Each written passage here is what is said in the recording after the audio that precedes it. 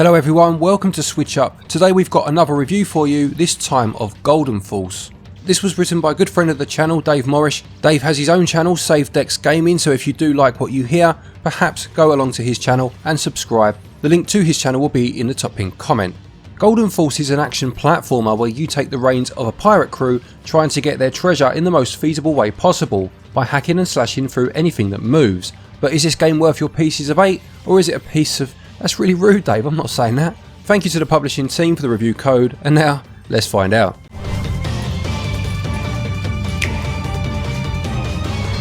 Golden Force's main gameplay is based around 2D platforming and hack and slash fighting. You take control of 4 playable characters, selecting one as you begin the level and simply make your way from A to B. Now simply may not be the correct word to use though, as in terms of difficulty this game is anything but simple. You are taught the controls in a tutorial level at the start, and this is done by way of fighting a giant octopus, and there aren't many games where I can say I died during the tutorial, but this straight away tells you it's not a game to be taken lightly. You press B to jump, Y to attack, X to dash and A to slide. Hitting several Y attacks in a row will result in a combo, but it's nothing too deep. Holding Y will charge you up and unleash a more powerful attack, and when using the X button to dash, you can only dash sideways or straight up, and I found it a bit strange that you couldn't dash diagonally. Maybe I've been playing too much Celeste lately, but it just didn't quite feel right to be making those longer jumps by dashing upward and then moving slightly to the side. As I mentioned, there are 4 playable characters, and they definitely all have a very distinct look about them. However, from what I can tell, they all play identically to each other. Even when playing in co-op, I was comparing the jump heights, movement speeds, etc, and there seemed to be little to no difference at all. This is a bit of a shame, as when you look at the diversity between character sprites, you have say a dragon next to a human, you would have expected something more than just a cosmetic change. As you make your way through each level, there are collectibles to be found. The most common ones are coins, which can be used to buy temporary upgrades in the shop on the menu, such as powering up your sword to have an ice or a fire effect, for example. These are very overpriced though, and the effect doesn't last that long, and to be honest I didn't use them very often. One useful item will bring you back to life though when you die, although these items can also be found within the levels themselves. Each of the levels contains 3 big coins as well as a shell hidden somewhere throughout. These are more worth your time, as you can spend the big coins to permanently increase your max HP and the shells to extend your combo. These collectibles add some replayability to the game, as they can be very well hidden, and you also get graded at the end of each stage in different aspects, such as the time taken, combos completed and the gold collected. You then get given points based on your performance, which will fill up a meter at the side, and filling this meter will earn you a prize. So let's address the big thing about this game that might put some people off. This game is difficult. There's no sugarcoating it. It's in the game's description on the eShop. However, it does describe itself as having old school difficulty but not frustrating. Now I wouldn't necessarily say that's the case, as I did find this game to be quite frustrating at times. I do feel this needs to be said, as for me personally I love difficult games and don't mind being frustrated when playing them, because I find the satisfaction of winning to be worth the aggravation. But there are plenty of people who don't like games being too difficult, and at times this one can feel like it veers off that line towards unfair territory. Some of the frustration comes from little areas that could have been fixed, such as a lack of checkpoints. Sure, this game does have them, but there just weren't enough of them. Sometimes you would play through a slow platforming section only to encounter an enemy gauntlet. Dying on that of course means you had to go back to the slow platforming section again. It's this inconsistency in the placement of the checkpoints that's just as frustrating as the lack of them. Also, when you die you restart at your checkpoint with your gold reverted back to 0. Even the gold you collected before hitting the checkpoint disappears. This doesn't really make any sense, and it does make trying to buy those items in the shop even more difficult. Aside from this, some of the other difficulty comes from the battling, as a lot of the enemies themselves have several attacks that you'll need to learn, although this is a positive difficulty, as you will eventually be good enough to evade their attacks before making a move of your own. Each 4th level in a world ends with a boss fight. I found the bosses to be fun, although the most difficult parts of the game, and it becomes almost like a bullet hell at times. Just as you feel you've learnt the pattern, they'll change to another phase and you'll get hit with something you didn't know was coming. It can all be learnt though with some patience, and you will get through them with time. As I mentioned, the game is playable in co-op, and this works quite similarly to games like the more recent Rayman or the new Super Mario games. The camera keeps track of player 1 at all times, and if player 2 goes off screen for too long, it will bring them back in a bubble.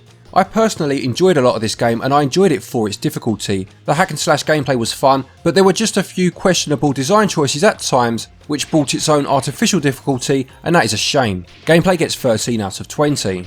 Controls are basic to get to grips with, and the combat certainly works well. There were a few shortcomings such as that dash jump I mentioned, and it's a shame that all 4 characters seem to handle the same way, but on balance, controls get 15 out of 20.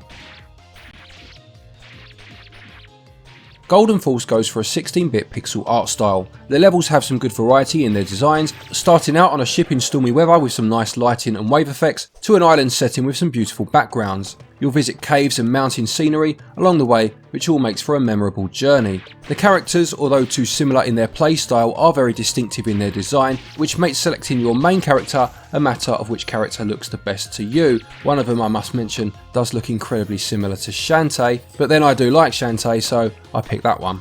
The bigger enemies that have multiple attacks give you tells just beforehand, and it's easy enough to distinguish them. Their health bar will be displayed above their heads, and I always appreciate these little details. There are some satisfying blood effects when you kill enemies too, and seeing it splatter is a lot of fun. I'll be honest, I wasn't expecting this, but it was quite amusing in a sadistic way because some of the enemies just look so cute. In terms of performance, there were some times where the game stuttered, most notably on the second boss, and this did seem to cause some input lag, which made this boss more difficult than it needed to be. In terms of the audio, there are a variety of level themes, and the music does match the tone of the levels they accompany. The songs have a nice beat to them in general, and harken back to that 16-bit era that the game is going for. You have a mountain area that starts off quite tranquil before the music kicks in and you get pumped for battle. The boss fights in particular are very upbeat and definitely keep you motivated.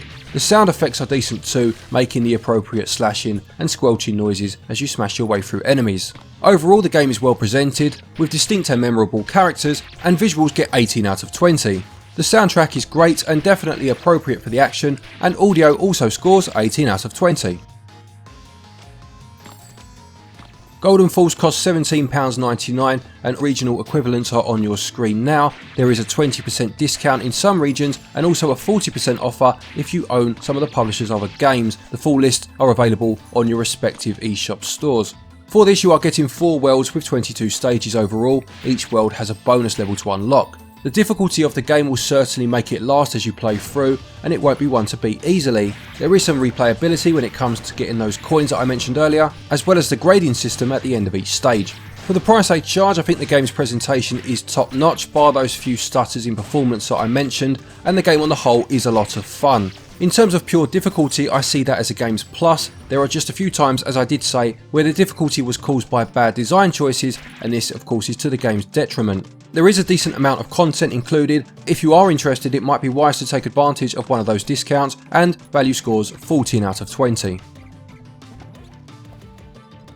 To conclude, Golden Force is a fun action platformer with some unfortunate issues here and there. For the most part, it walks the line between difficult and unfair pretty well, but it does veer off towards the latter a couple of times, and this is a shame. If you are someone who prefers more laid-back experiences, this is probably one to avoid, but if you do enjoy a challenge and can overlook a few flaws, this is definitely one to consider. Just be prepared to feel the rage every now and then when one of those unfair moments creeps up on you.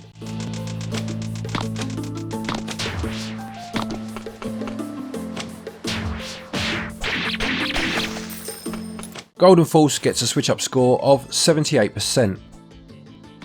Thank you everybody for watching. I hope you enjoyed that review. Please do remember to leave a like if you did. Another big thank you to Dave for writing that one for us. As I said at the beginning, he does a great job over on his channel. Maybe go over if you haven't done so already and subscribe to him too. That would be lovely. A big thank you to our Patreons as always for your continued support, and to each and every one of you for watching our videos. Take care, stay safe, and until next time, happy gaming.